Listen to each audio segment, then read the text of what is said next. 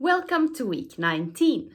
Don't forget to check out the protein smoothie bowl recipe from last week's video that I shared on YouTube Shorts the other day.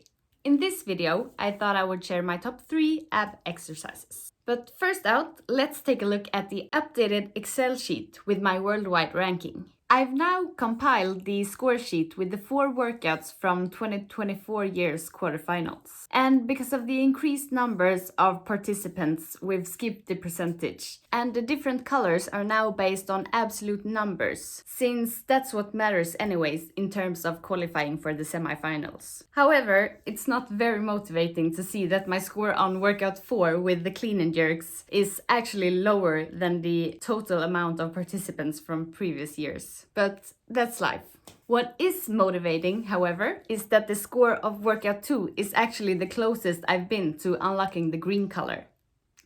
This week I redid test 1 from 2023. It's a workout with front squats with increasing reps and decreasing weights, starting at 70 kilograms or 155 pounds. In between there's handstand walk, ring muscle up and wall facing handstand push-ups. Time cap is 15 minutes. In my case, the workout is all about the 9 times 7.5 meters or 25 feet unbroken handstand walk.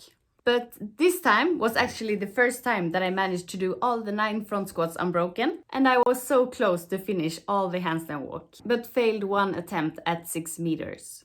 Still not the best score, but huge PRs for me. The new score with 17 reps, combined with the updates from this year's quarterfinals, gives me an updated worldwide ranking of 3,226. And now on to my top 3 ab exercises.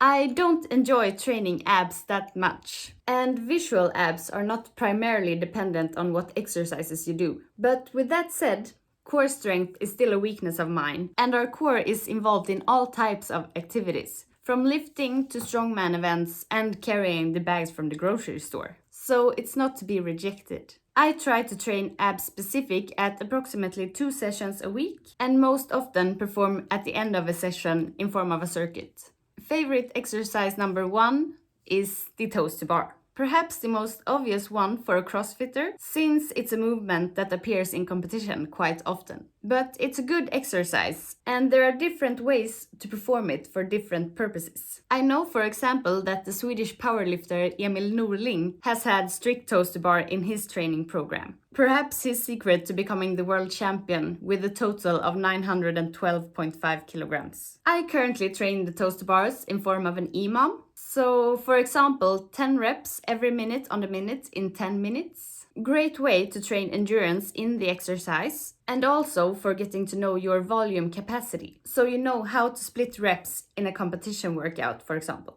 If I train the toes to bar as core accessory, I do them strict. For example, 3 sets with 10 reps and 2-minute rest between sets. It is a very heavy exercise, so perhaps you need to scale it to knee raises, or even just active hanging in the rig is great training for your core. Exercise number 2 is V-abs. I love V-abs. Some would argue that it's very familiar to the toes to bar, and it sure is. So let's start with that.